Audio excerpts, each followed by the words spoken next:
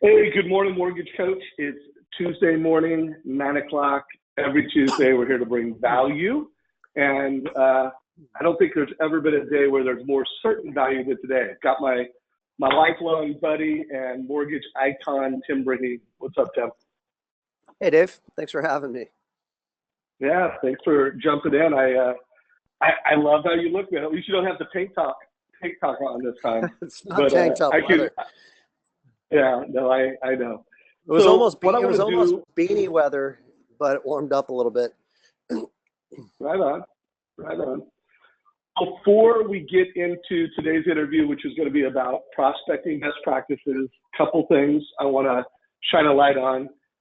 If you are not already part of the Mortgage Coach Mastermind group, make sure you sign up. It's a private group in Facebook.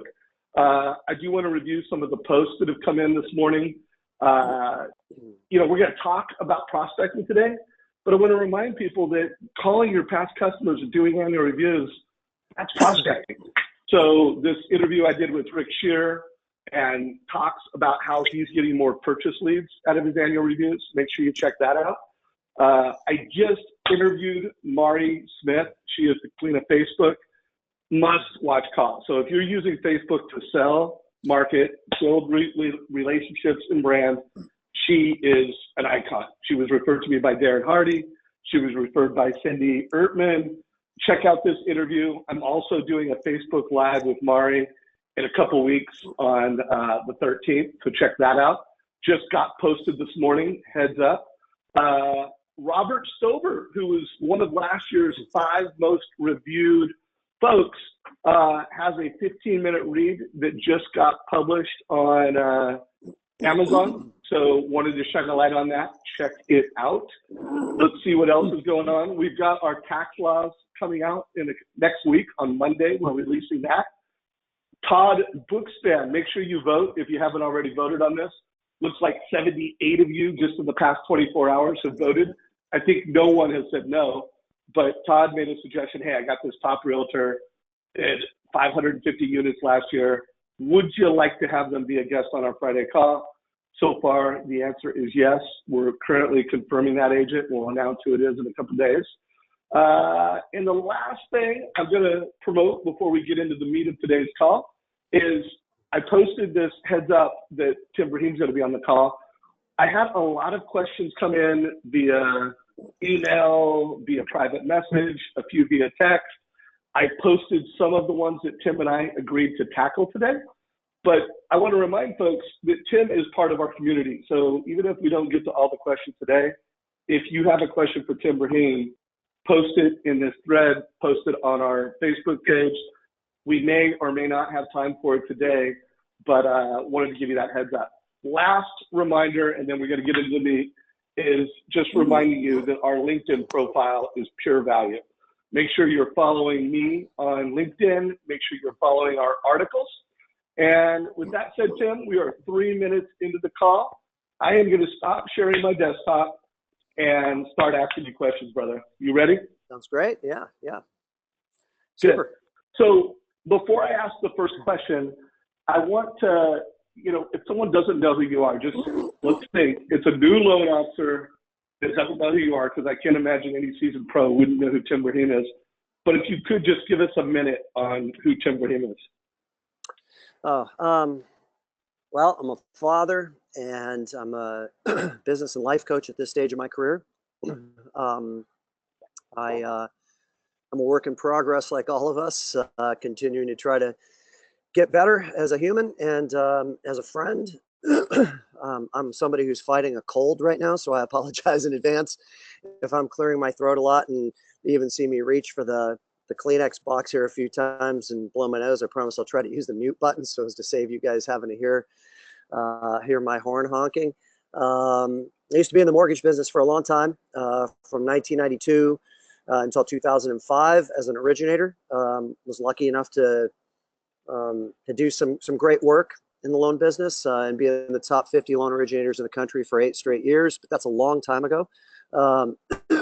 Some things have changed, some things haven't changed one bit. I'm also very fortunate to have stumbled upon a relationship with you back in 1999 and to start using the mortgage coach as a beta, and was a religious user of it, and am passionate about the importance of using it even in today's market, for sure, even more so in today's market.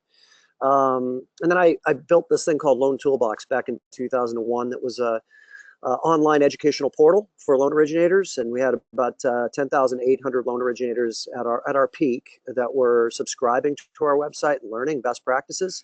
So I think in theory and in closing, I've kind of been a coach since 2001. First virtually coaching the masses, and as a public speaker, and then now very intimately with Leadership 360 and our Performance Experts coaching program. Love it. You covered a lot, and I would just tell you folks that Tim Braheem is one of the all-time best loan officers and one of the all-time best mortgage coaches. You know, he delivered a total cost analysis with every family, and today he's building a kind of a community within a community of really special mortgage professionals. And so I'm looking forward to this. So we're going to talk about prospecting. But Tim, before we just get into prospecting, you know, let's talk about connection. So, you know, how important is connection, and what is connection from your perspective? Well, yeah, thanks for asking this question, considering that I'm the one who fed you the question. So this is the one seeded question, just to be full in our disclosure in this interview. And the reason I asked Dave to ask me this question is because I've been really studying this subject matter quite a bit over the last couple of years. I mean, I have 37, 38 loan originators that we coach and that I have a very close relationship with. And one of the subject matters that is very, very much at the forefront is happiness. And, you know, at the end of the day, we all are really looking for the same thing. And when I say we all, I mean everyone. You, real estate agents, accountants, financial planners, every human being is looking for the same thing, which is happiness in our lives. And there's a really wonderful documentary you can download for free on Netflix called Happy. And you'll know it's the right one because it just is a smiley face, like a scripted smiley face is the insignia for it. And there's been a lot of extensive research into what makes people happy. And, you know, it tackles the issue of money and whether money is really a driver of happiness. And just to tease that a little bit, I mean, money is an important component to happiness, but only to the point that our basic needs of life are met. So like a roof over our house, food in our belly, you know, transportation, etc., healthcare. But beyond that, there's really no correlation between money and happiness. But one of the things that is resoundingly proven out is that happiness is greatly driven by connection. And perhaps a few of you, or maybe a lot of you, have heard of something called the blue zones. There are, I don't know, it's like it kind of is a moving target. There used to be 5 blue zones in the world. I believe there are 7 now. And these are the places in the world where people live a lot longer. And, you know, there's several books out there on blue zones. I mean, one of them is the island of Okinawa in Japan, Sardinia off the coast of Italy, the Nicoya Peninsula in Costa Rica, etc. And one of the things that is a common trait of blue zones, where people live longer and live happier, is connection. And I've been exploring this a lot with clients in one-on-one coaching sessions. We've infused some of this material into our retreats.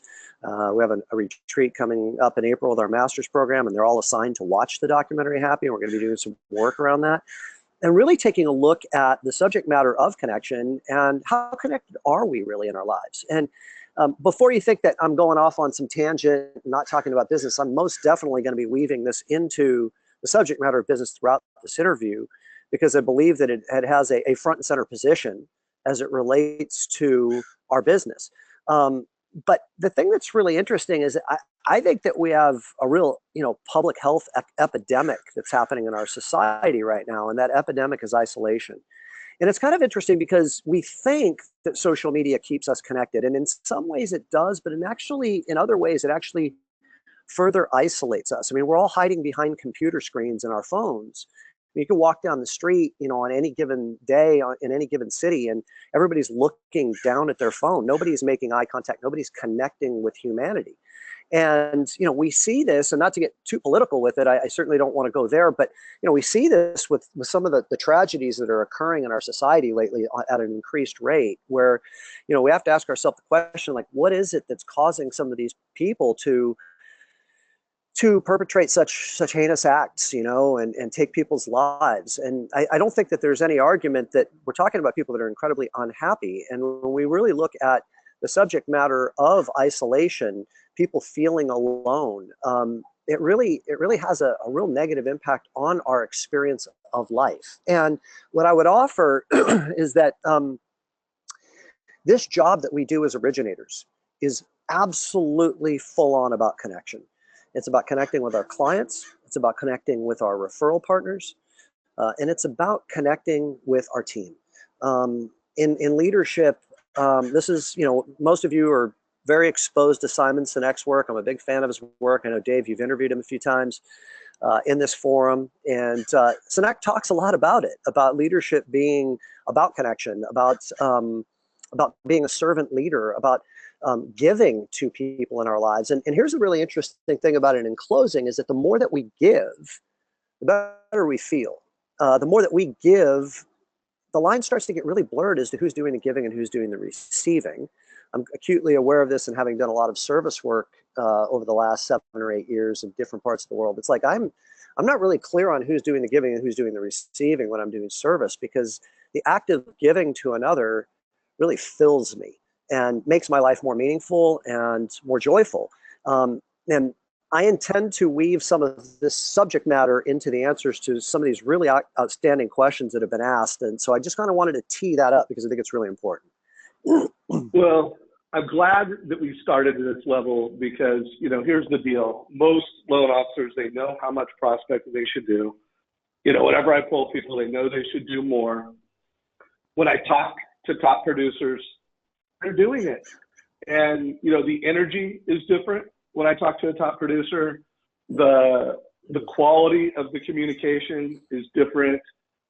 The presence and engagement is different. So I'm glad that you started with that, Tim, because there's so many intangibles that go into being successful. We're going to, for everybody on this call, we're 12 minutes into it. We're going to get tactical, but it really is important that if you are not achieving your prospecting goals, it's probably not a tactical problem. It's from within. It could be you don't have enough friend time. It could be that you're not being healthy with your body. It could be what you're eating. It could be so many things beyond just the tactical prospecting, grinding out my 50 phone calls, 2 hours of phone time. I'm new in the business. It's 4 hours of phone time. So I think it was very appropriate to start the call, big picture like that, Tim.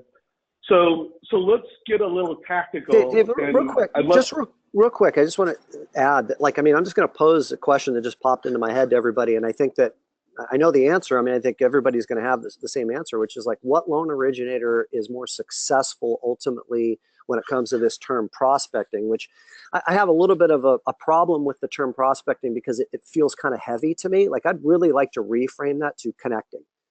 What are you doing daily to just connect with others? Bill Hillestad was on your forum just a few weeks back. Longtime friend of mine, former partner of mine in my business, the most brilliant marketing guy that I've ever come across. And one of the very first things that he taught me was the concept that the loan officer with the most friends wins. And when he taught me that, I looked at it through that lens and I executed on that fully, which had a lot to do with my success. But I'd actually add that the loan officer with the most friends wins also, not just because they're more successful in their business, but they win because they're happy and they're happier in their life. But the term prospecting kind of has an undertone of having to go out and try to convince. And I don't know that it needs to be all that hard. And I will bring forward a perfect example of a gentleman by the name of Greg Kingsbury, who's a top producer out of the Washington, D.C. area, and how he quote unquote prospects, which is nothing other than connecting, and he's wildly successful in the way that he does it. With that said, go ahead with what you wanted to ask me. No, I love it. We're going to go back and forth. So this is no longer prospecting best practices. This is connecting best practices. We have changed the title of the call. I'm even going to change it when we promote it. No, I think it's a legit point. And there's enough calls out there on prospecting. Let's do a call on connecting. So what are the best practices, of top producers when it comes to connecting? Sure. So just full disclosure to everyone, Dave was nice enough to send me some of these questions yesterday, and I sat and I reviewed some of them, and I took some time last night over dinner to kind of jot down some notes. So I may glance over to this side of my screen here a few times to look at my phone where I've kind of captured some notes just to make sure that I'm covering everything.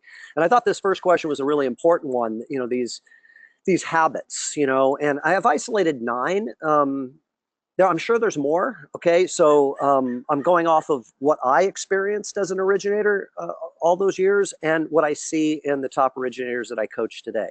So number one, top producers get back promptly and effectively with their leads. And I know that may sound, obvious, but it's kind of shocking to me as to how few originators actually get back quickly.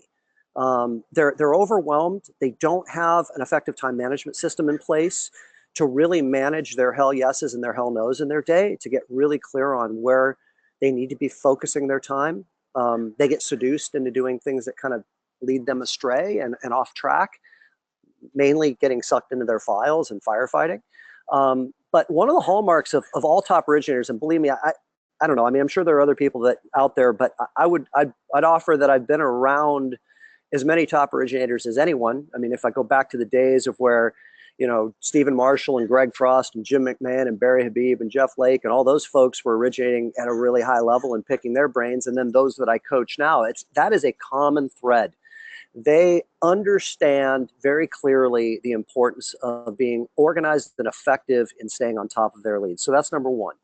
Number two is that they have an organized database management system. Now, I'm going to date myself a little bit. I used to use ACT.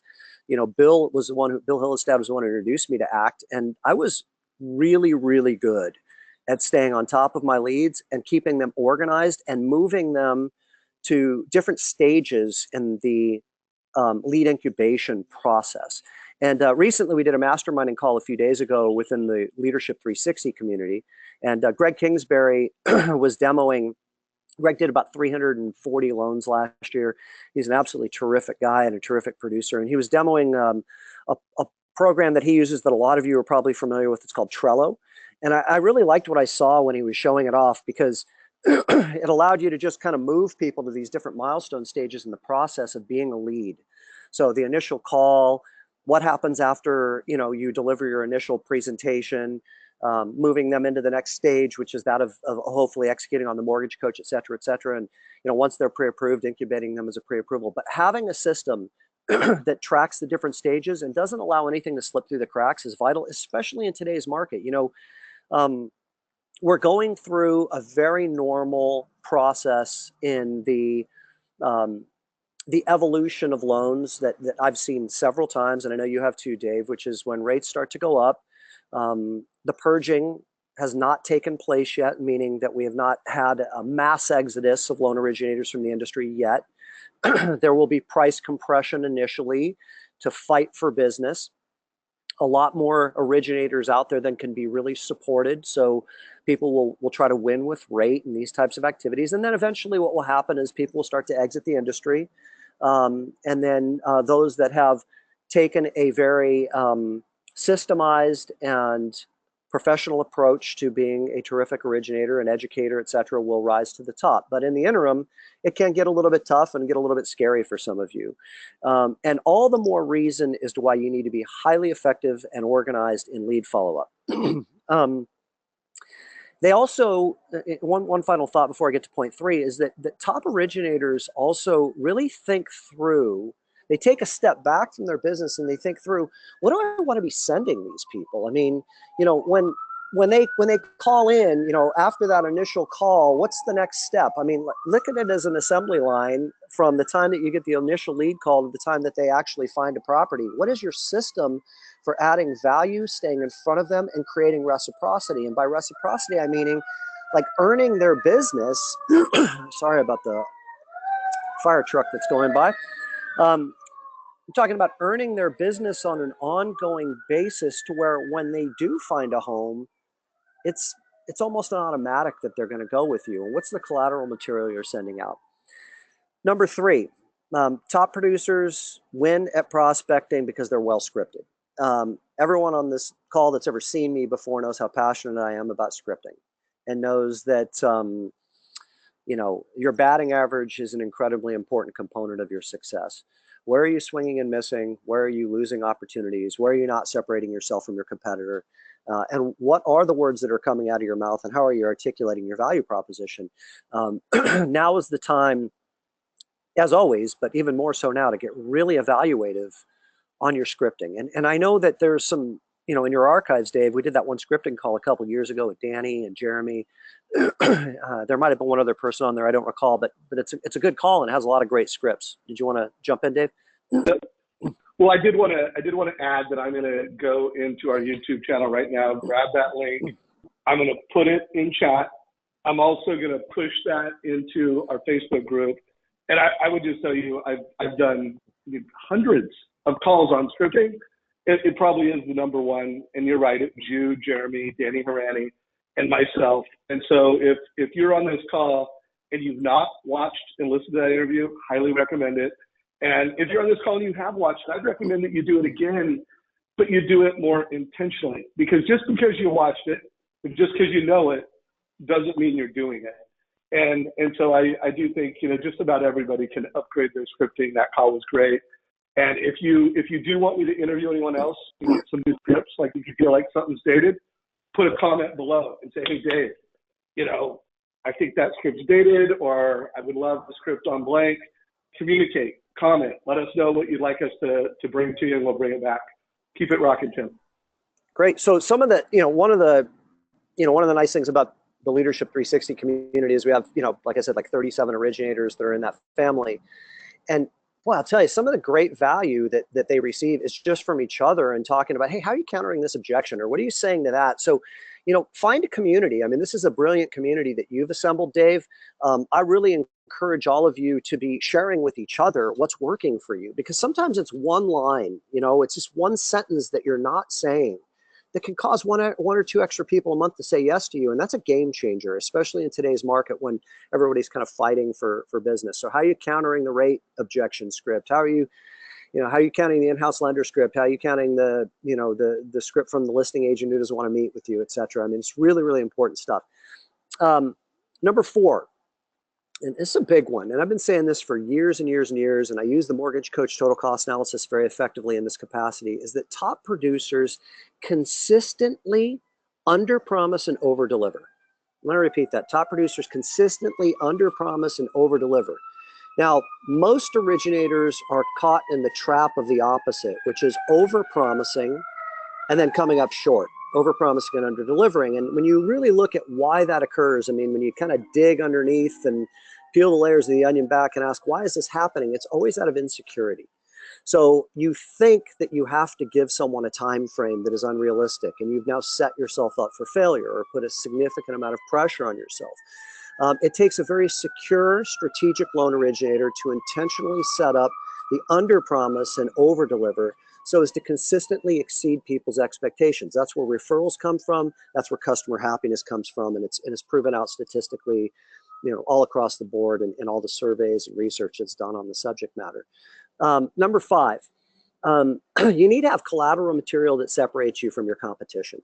So I'm going to give you 2 examples. Bill Hillestad, once again, who was in this forum, he helped me develop, or he actually didn't really help me. He did all of it.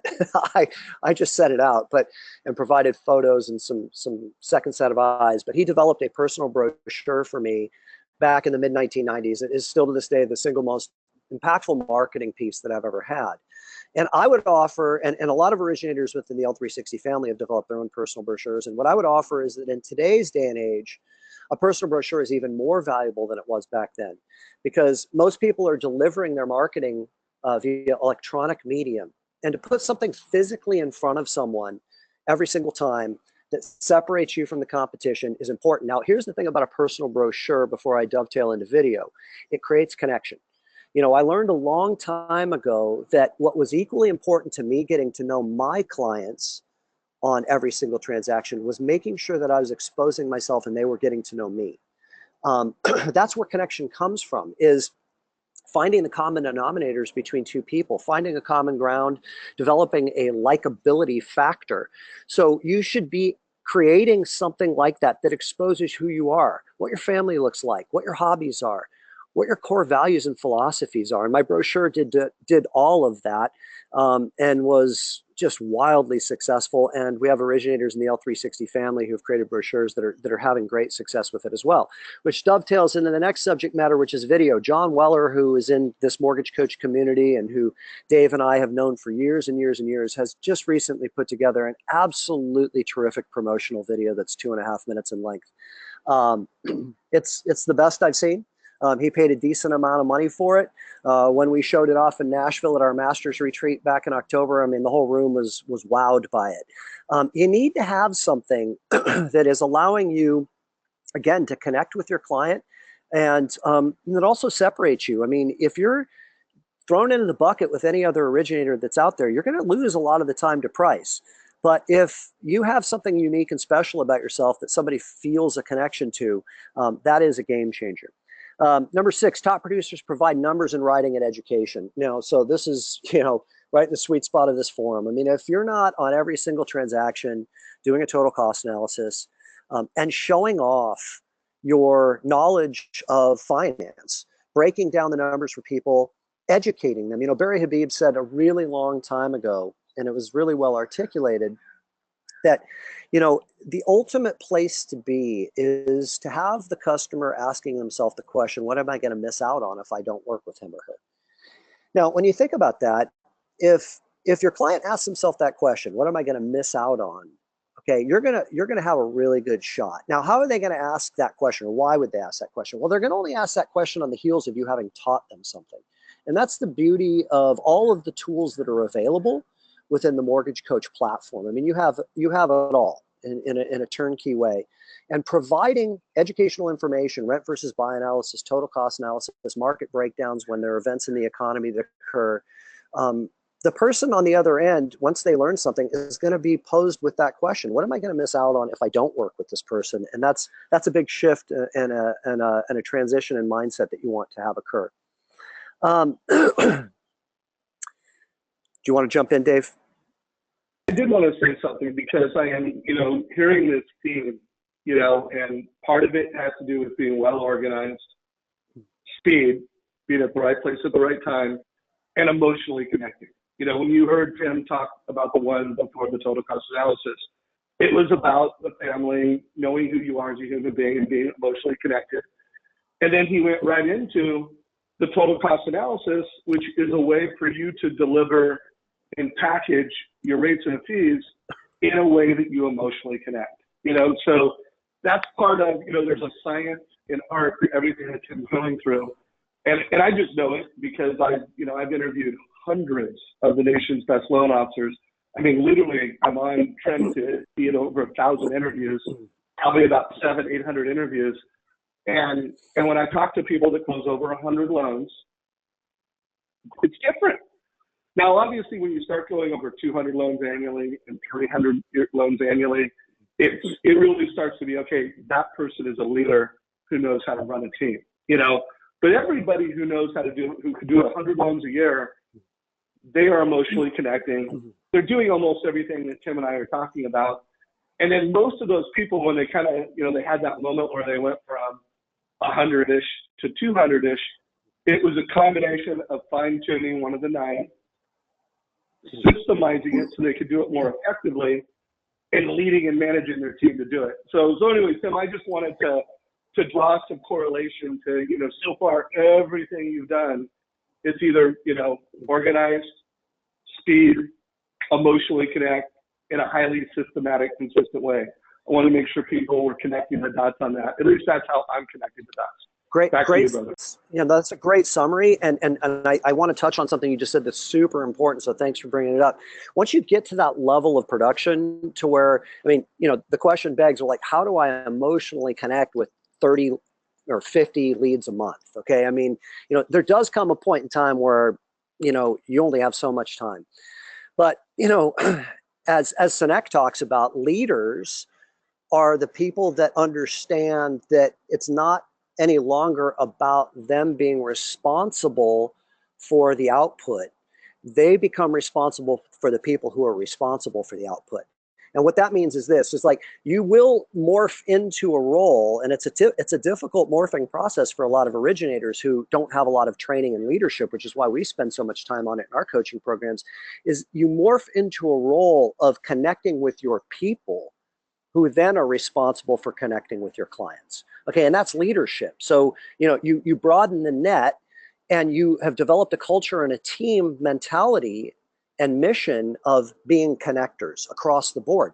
But that's got to first happen by you connecting with your team on a consistent basis, which leads me to number 7, which is that top producers ask open-ended questions, uncover the desires, interests, and values of their client, and then develop a presentation that gives them exactly what it is that's important to them. So asking just a simple question like, Mr. Jones, you're in the process of buying a home. Can you tell me a little bit about why it's important to you? And listening and connecting and really hearing them and reflecting back to them what you're hearing. And then when you're delivering a TCA on the heels of that, and you're tying the numbers, the tactical numbers, to the values of that individual customer, connection is starting to become formed. The person feels heard. And, Mike Metz, who's a great loan originator out of Scottsdale, used to do this. I don't know if he still does. Whenever you would have a meeting with a client or a referral partner, he'd always write a personal handwritten note card that would say something along the lines of, here's what I heard you say. And then he'd list 2 or 3 things out that he gleaned from that conversation. I really enjoyed meeting with you today. Thanks for taking the time. Here's what I heard you say. And then 3 very specific things that he heard from that. Now think about it on the receiving end. Everybody wants to feel heard. I mean, that is one of the seedlings and the hallmarks of connecting with people, is that they feel important because they felt heard by you. Number 8.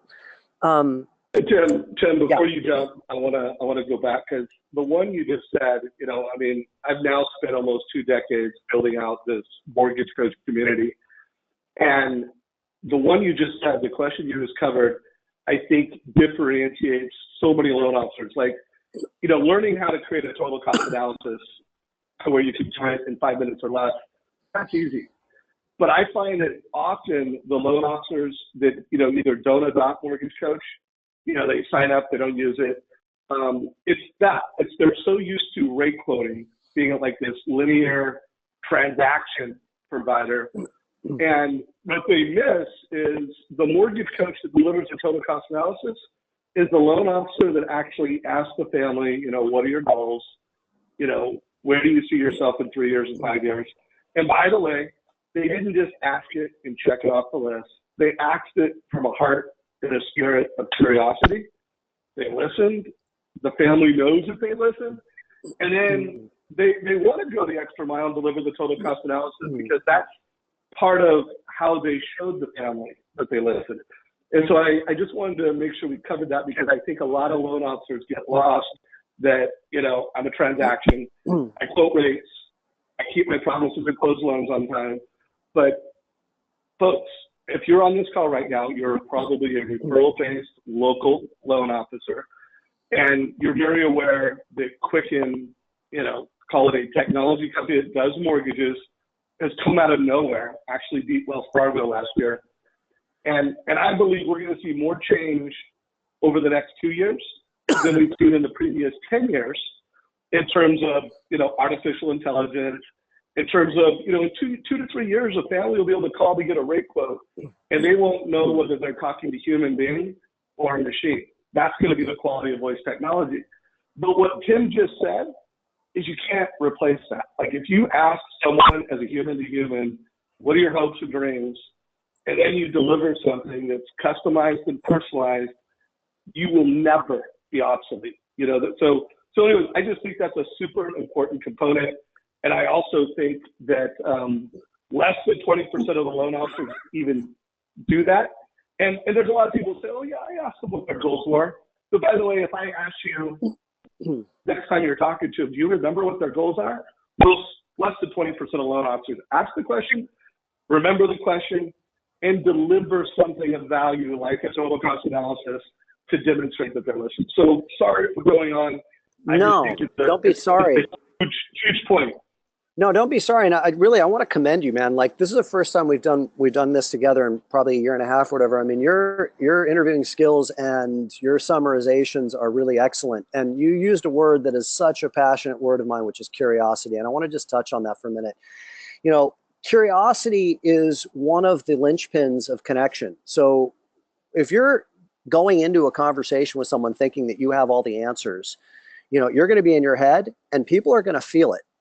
Connection is a felt experience. It's not based upon having some tricky set of questions that you ask that are pre-scripted, etc. It's a state of being. And underneath that state of being is that word, curiosity. Like, I really want to get to know what's important to you.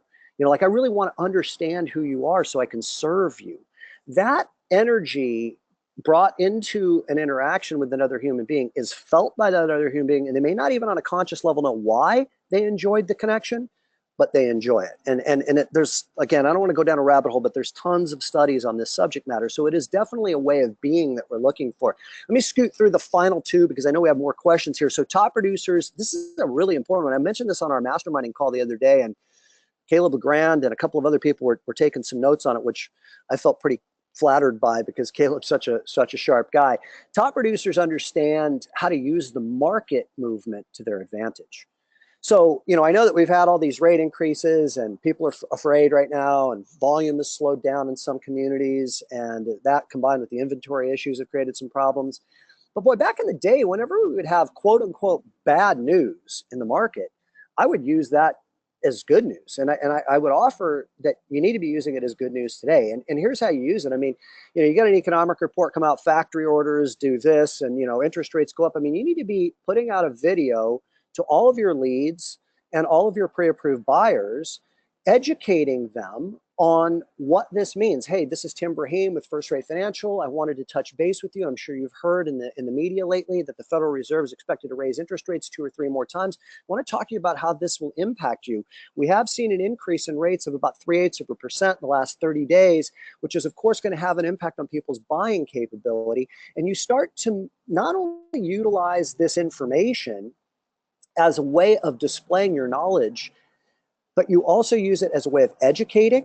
And most importantly, you use it as a way of motivating people to take action, because there are a lot of people out there that are stagnant. And I'm not talking about creating false fear, but we do want to use quote unquote negative information to help motivate people to take action. So really getting well scripted on that and being consistent with it and giving people market updates and explaining to them how this event that they're hearing about impacts them is a really important component of your job. Did you want to say something, Dave? Yeah, 30 seconds. So John Downs, who's a mutual client, one of your clients, he's active in our community.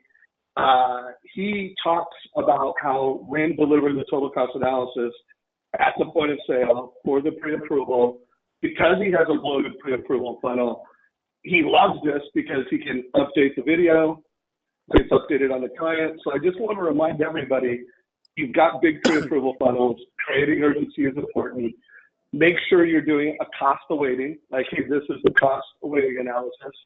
And anyways, just wanted to make sure I connected that strategy because that's how John Downs is using Mortgage Coach right now in today's marketplace. Yeah, I've watched Johnny's videos, and he does a really outstanding job with that. And I highly recommend that if those of you on this call haven't seen John's videos, that you go check them out, because that's a good modeling of what I'm talking about right there. Finally, top producers invest in themselves, and they look at things through a long-term lens. You know, relationships are not forged overnight. And this has always been a relationship business. The problem with it is that we get into the business and it's very transactional, and not as much emphasis is put on relationship because we typically dive in when it's refis and we're just trying to churn through as many of them as possible. But, you know, the true loan originator that will sustain any market is the one who owns a lot of relationships. So it really requires a long-term mindset and investment in oneself and the continued growth of an individual in this component of connection. and an investment in the relationship long term. And when we get to a couple of the other questions, I'm going to go deeper on that. You know, I think, Dave, for the sake of time, because I'm checking out the clock here, you know, we may want to skip the next question and go to the next one if you're okay with that, because I want to make sure we hit on these last two, and we can always circle back if we don't have time. Yeah, no, I'm with you on that. I just want to add a minute to that. What Tim just said, when you talk about number 9, that is the annual mortgage review. I mean, that is the way that you create this client for life relationship. That's the tactic. And by the way, the best of the best, they monitor and learn it from you. They'll stat their past customer pull-through rate. They know, you know, like, hey, I closed 10 past customers this month. That means my past customer pull-through rate is 0.7, 0.1, and that means I'm annualizing it. And again, the tactic is annual review. So Tim, next question, and I'm going to read it just to make sure I got it right. Came in from the community. With so many realtors not doing as much business because of low inventory, we all know what that's about. Do you recommend that we work in community with the realtors rather than asking for leads? If so, any recommendations on how to do that? By the way, that came in from Jen Duplessis. Jen, thanks for a great question. And Sam, how would you answer that? Thanks, Jen. And I know Jen quite well, so it's nice to hear from her. Yeah, I mean, I don't think that question though is segmented to just this market with low inventory. I mean, I think that you should be working in community with real estate agents no matter what the market is. So what I did was I jotted down like 5 things that I think would allow for community to be forged with a realtor. Number 1, I would be using video to separate yourself from your competition and to add a bullet in your realtor's gun that they don't currently have. So people love stories. We know that from social media and from, you know, the stuff that we watch on TV with reality TV, etc. So what I would offer is to replace the pre-approval letter with a pre-approval video. Okay, and because, you know, if you're in a competitive offering situation, which many of you are going to be throughout this spring and summer buying season, you know, you have to put yourself into the mindset of the listing agent. The listing agent's looking at 3 or 4 letters that are all written virtually the same, that all say that this person qualifies for X or Y. And then from me as the originator, you're watching a video. And the video tells a story about this family. Hi, my name's Tim Braheem with First Rate Financial. Thank you for taking the opportunity to review this video. I want to tell you about the Savage family. These are people that I've had an opportunity and the pleasure to meet with in my office for about an hour and a half. We have them fully approved for a loan amount of X, Y, and Z. The reason I think that they're wonderful candidates to be buying a home from you is because they have 2 young children that really want to be in this school system, or whatever the iterations are. I don't want to spend too much time going into the scripting, but there's a couple of things that are happening here. One is that we're creating a connection, us with the listing agent. Okay, they're getting an opportunity to feel you articulate yourself, see your sincerity, elaborate a little bit further than the letter does, talk about this family, humanize the experience a little bit. So now I've got a family that I'm understanding who they are and what they're about versus just a letter that's talking about numbers. Additionally, it sets you up to have a connection with that listing agent when you go to cross-sell them, because now this listing agent has had an opportunity to experience you. They know you're professional. They watched you on video. So that's the first thing that I would be doing. And your buyer's agents are going to love this. Okay, they're going to love it because it's going to give them a competitive advantage versus just the other letters that are being presented along with the offer. So that's number 1. Number 2 is something that Ryan Grant does, and Ryan Grant is one of the most talented loan originators that I've ever coached. He is with Fairway Independent Mortgage. He's out of Orange County. He's a young man in his mid-30s, and he's just smart. He's just smart. I mean, he does everything really, really intelligently. And one of the things that he does that I think is really brilliant is after 90 days of the person being approved, if they have not written a successful offer, okay, he has them come back in and he preps them for this. If after 90 days, if you haven't entered into a transaction, we're going to have you come back in for another 30-minute consultation. So he has his staff contact the buyer or the prospective buyer and bring them back in for another 30 minutes with him to where they can reset expectations understand what this person's been experiencing, and try to assist them by looking at maybe some other iterations of loan programs that, like let's say the person comes in and says, we've written a couple offers, they haven't been accepted. We really can't find anything in the price range that we're talking about. He may now talk to them about moving into a 7-1 ARM or a 5-1 ARM because they have been experiencing price compression, which has kept them in a price range that they don't want to be in. A lot changes in people's mindset. People might be willing to take on a little bit more risk. The risk tolerance may shift a little bit after they've been experiencing the process of making offers. I mean, this is something that real estate agents should be doing, but frankly, don't have the time to do. And his real estate agents love him for this, because he reconnects with the people, then he touches back with the real estate agent, says, hey, I had the Joneses back in. Here's what we talked about. Here's what they're experiencing. They're willing to broaden their scope a little bit. I think I'm going to move them into a loaner program that has like slightly more aggressive pricing. Might bump them up another 20 or 25,000. I mean, that's a win-win for everybody involved in it. So that's tip number 2. Number 3 is to learn how to sell each other. This is the missed opportunity that I see with most originators. You should be going to each and every one of your real estate agent partners and asking them, what are the things that I can be saying about you that you wish you could say about yourself, but you can't because it would come off as being arrogant. I need to know how you want to be presented and sold, because every time you refer somebody to me, it's my job to make sure that I'm building up your credibility in their eyes so as to ensure that we both end up working with this client. From there, you can also talk to them about how to sell you. It becomes an easy transition conversation at that point to say to them, by the way, would you mind me sharing with you how it is that I'd like you to present me? But real estate agents will be incredibly flattered if you present this as an option to them. Number 4, Dave, do you want to jump in? Go ahead. Before you go to number 4, I want to put an explanation mark around this one, because I've been doing a lot of studying on conversion, how to optimize referrals from realtors. And in the mortgage coach community, when you look at all of the things that have the most impact on conversion, how you were referred, by who you were referred, if it's not the number 1, it's huge. And the thing about a mortgage coach, when they've got a good realtor partner, that partner knows that they're not just a loan officer who keeps promises and closes loans on time. They know that they're a conversion partner who creates clarity and urgency for the buyers. And by the way, they know that because the loan officer has taken them through their sales experience, but it's their mortgage coach experience. So when that realtor refers, it's not just the words that they say, it's the meaning they have. It's like, hey, I want to refer you to someone who not only can be cost to close on time and keep their promises, which, by the way, that's every loan officer that gets a referral. But this is someone that's going to help you pick the right loan. This is someone that's going to give you a total cost analysis. This is someone that, I know that your dad is in the mortgage business. This is someone you still need to talk to because of the experience that you'll have and because of the wisdom that they'll share.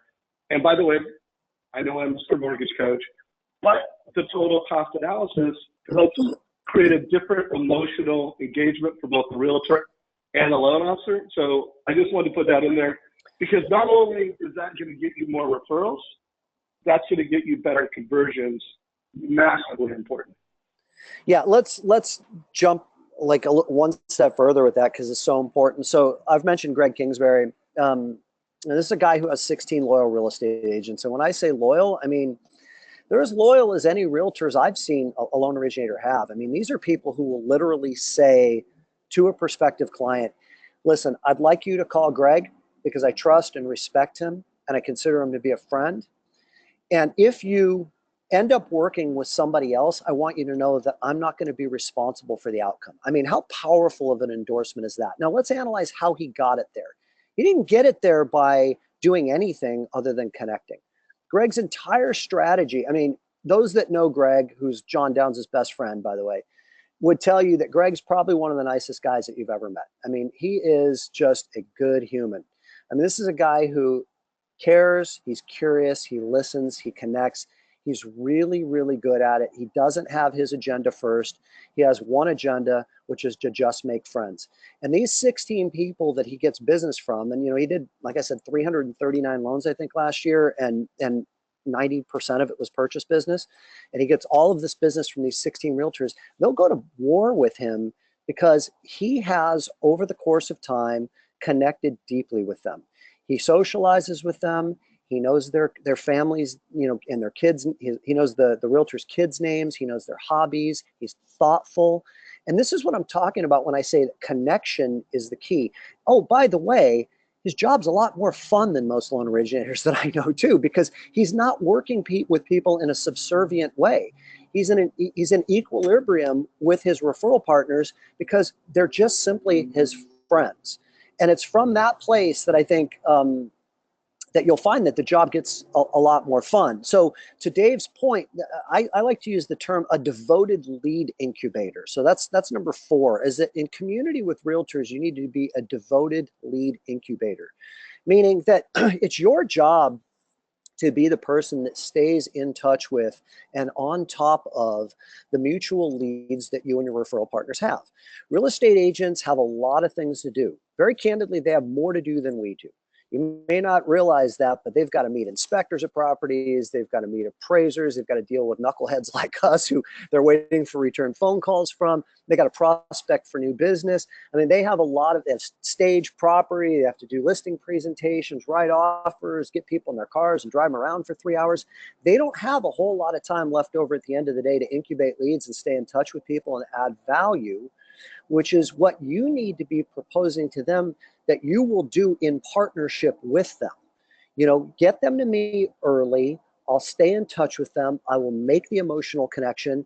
I will sell you in the process, and I will doggedly incubate that lead and stay in touch with them until they write. And that might mean 6 months from now, 9 months from now, a year from now. But when you work with me, we're not going to lose people to other competitors because we don't have enough time to stay in touch with them.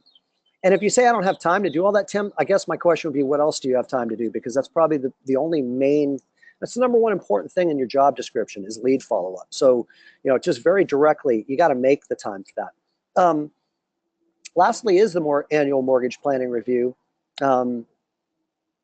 The interesting thing is it kind of ties directly into the perfect loan process, which I'm not going to get into any detail about right now. I mean, you can go back and watch the video that's in the Mortgage Coach archives on that. But if you've not done a great job on doing a loan for somebody, then you're going to have reluctance in contacting them and doing an annual mortgage planning review with them.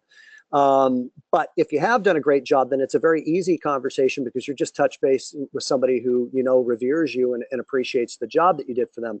But within that annual mortgage planning review, you need to ask intelligent questions and uncover where people have needs. And one of the areas where people have needs, and you probably just don't know it, is that they want to buy another home. They want to move up. They want to buy a rental property. It's just a numbers game of just making sure that you discipline yourself to contacting, somewhere between 10 and 15 people a week, I think is a reasonable number, and doing a very good job of uncovering needs. Travis Wicks, who also works for Fairway, when he came back from our retreat in Costa Rica, one of his action items in his business plan was to start doing annual mortgage planning reviews.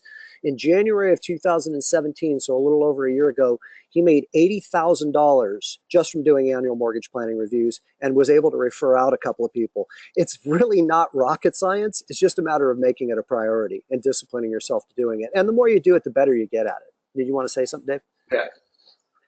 Well, two things. I mean, I came into 2018 saying that was the number one priority. And I did want to shine a light. I just interviewed Danny Harani, who is not only doing the annual reviews, but he talks that interview how he's integrated it into his realtor partnership. So if you want to hear how you could take annual reviews and integrate it into your real estate value prospecting, connecting, check it out. So, hey, Tim, we got 7 minutes. I don't know how much you could get into this question. This came in from Dan Keller. He said, okay, got prospecting. So from start to finish, meaning you make your best effort to land a realtor, what does that process look like? And he talked, research, name a number. How does the call look like to the agent? How do you handle objections? How do you close for appointment? Now, by the way, we probably could have done this whole call on that one question, but tackle as much of that as you can in the last 6 minutes of today's call. I will try to nail all of it if I can, because it is such an important question. So Dan, please don't take any of my directness personally. but I'm going to be very direct about this because that's kind of my job on being here. The key word in your question is land. That's the problem. We're not trying to land anybody. It's too heavy. There's too much pressure. And you know what? More importantly, they can feel it, buddy. When you're trying to land them, it's super unattractive. Guess what happens when people feel like they're trying, that someone's trying to land them? I mean, think about dating, okay? You know, if you're attached to the outcome and you are trying really hard to convince somebody of something, the very first thing that happens is their guard goes up, especially a real estate agent. I mean, people are trying to land them all the time. So let's not make this so hard. Let's connect with them.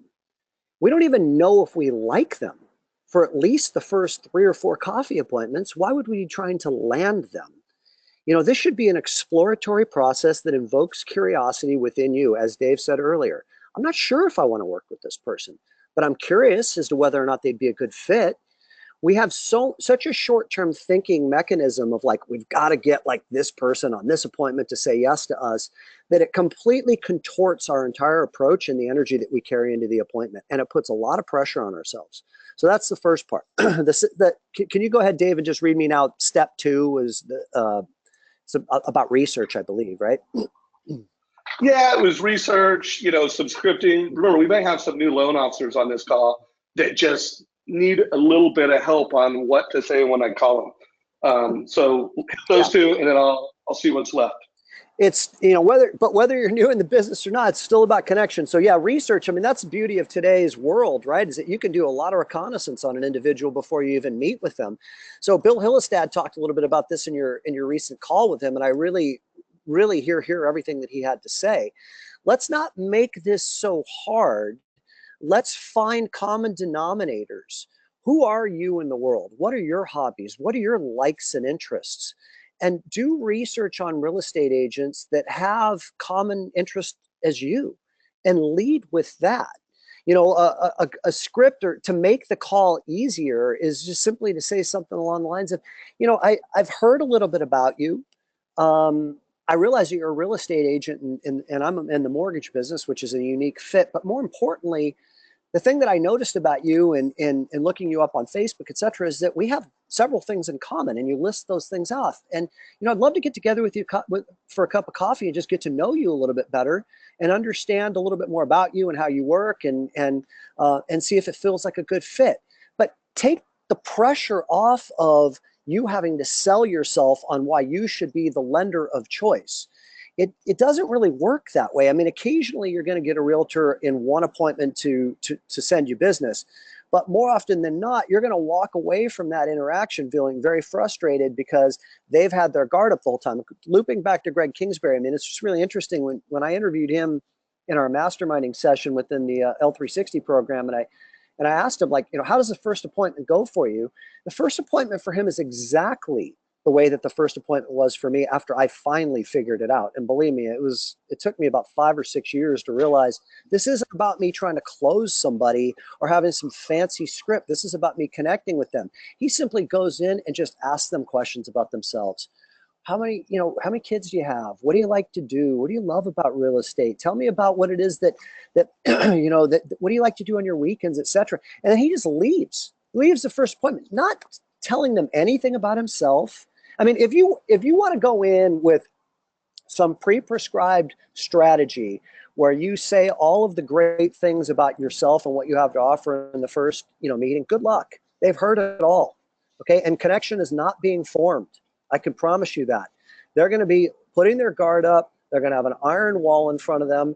And it's not going to ultimately be a successful appointment more often than not. Now, if you take an entirely different approach, which is you go in curious, trying to find out a little bit about them, seeing if it feels like a good fit, and then leaving them curious about you, which is exactly what Greg does and exactly what I did. You know, Dave, it's funny because I ran into Bob and Kathy McLean at the farmer's market the other day on Sunday. You remember them? We went to Italy with them 15 years ago. Yeah, amazing people. Yeah, top producing superstar real estate agents. First 2 meetings with Kathy, I didn't tell her one thing about me. Nothing. All I did was sit there and basically interview her, ask her questions about herself. And we know what ended up happening. I ended up working with them for 6 or 7 years, and they were a tremendous referral source. But that's because a foundation was laid. We found common denominators, our mutual love of travel, our mutual love of having children, etc. I mean, we have to be long-term in our thinking here, folks. And I'm sorry I don't have a different answer for you, but I'm giving you my honest answer. Maybe other people feel differently. Well, let's do this. So one, I want to defend Dan, who's a big producer, servant's heart, and I think he was asking questions that he thought loan officers will want. So I've interviewed Dan a lot, and he is not. He is the curious servant's heart guy. But I love the question came out, and I love that you made that point, because I do think that the majority of loan officers are trying to land, they're trying to prospect, and they need to connect. I even had a question came up. One loan officer said, "Hey, what do I tell people who want to give out 3 business cards?" Well, here's the deal. If someone wants to give out 3 business cards, they do not see you as a partner. They see you as one of many loan officers that they trust enough that you'll keep your promises and close on time, so that they wouldn't even do that. But they don't see you as someone that's going to improve the chances they're going to convert. They don't see you as someone that creates clarity and confidence. They don't see it like, wow, if I don't refer this person to Dave, I am hurting my business. So any realtor that does that, just know that you haven't built enough value yet with that agent. That's all. Yeah. They don't see you as someone Tim, that they trust either. Right. So I want to make sure, as we wrap up today's call, folks know how to connect with you. I mean, I think it's always an honor. Like when people call and say, "I want to coach," it's a mutual interview. Tim has got to a point in his life where he's looking for the right people that not only does he believe that he can add value and that connect, but they can add value to your special community. So if you could just give us a minute on anybody who's on this call says, "Hey, I want to connect with Tim Braheem." By the way, your videos are awesome. So if you could tell them everything from how do they get on your mailing list so they get your killer videos, and then if they want to go deeper with you and actually engage and become part of your community, what do they got to do? Great, thanks, Dave. So first of all, we have 2 different coaching programs, the Leadership 360 program and then our Performance Accelerator program. And we are taking applications for both of those right now. In fact, Leadership 360 Group 7, I mentioned to you yesterday, Dave, I can't believe this is our 7th year of doing this, is in full swing. If you're interested, I'm going to go ahead and post a link to the application in your Facebook group. Please just go ahead and fill it out. It's a super short app. Then Scott Bertone, who's a coach with our company, will reach out to you and we'll begin the process. We're also taking applications for private one-on-one coaching in our Performance Accelerator program. So if you feel like you'd like to explore coaching or at least understand a little bit about what we do, just simply reach out to us, click on the link that I'll pop in as soon as I'm done with this call, and then we'd be more than happy to just set up some time to talk to you. And I can promise you this, just the interview itself will be educational and you'll get value from it. I mean, that's our goal, at least in every interview that we do, is to teach along the way. Secondarily, in terms of getting access to our videos or the videos that I send out every Tuesday, just go ahead and shoot me an email. I think that's probably the easiest way, and I'll forward it on to Doreen and she'll put you into our database. Braheem, Braheem @gmail.com. I'll also put my email address in the link in the community for you to be able to just click on that link. Just shoot me an email saying, "Tim, I'd love to get your videos," and we'll make sure that they start coming out to you every Tuesday, and hopefully you'll get some great value out of that. No, they are. I watch them all. So guys, I just pushed a poll question. Would love to know what you thought of today's call. Did we surpass your expectations with value and takeaways? Some good takeaways. If you are a guest to this and you want to demo a mortgage coach, you want to learn more about mortgage coach, click the last option. If you were watching this on video, I will make sure we put a link to everything Tim talked about in the description below, and a place for you to link to learn more about mortgage coach. Braheem, you were the man. You killed it. Buddy. I think it was a great conversation. And last but not least, if you're watching this on video and you got value, like it, share it with your mortgage friends, help us create as much value around this conversation. I even think this call is one of those calls where if you're a branch manager, you know what, just because you watched it and you took a couple notes doesn't mean you really got all the value out of it. slow down, schedule a meeting with your team, do a branch manager, do a branch meeting around this, and do some masterminding. I think this call was just packed with things that if you did more than just know it, more than just take down a note, if you actually implemented the 9 things that Tim talked about at the front end, you'd be a top producer. If you just implemented the 5 things to connect and do community with your realtors, you'd kill it. If you're a loan officer that's doing less than 50, 60 loans, my guess is you're either not connecting or you're not working hard enough. You're not connecting with enough people. It's just, either the quality of the connection isn't what it needs to be, or the quantity of the connection isn't what it needs to be. Tim Braheem, this call is a wrap. Take care, my brother. Thanks for having me. Bye, everybody.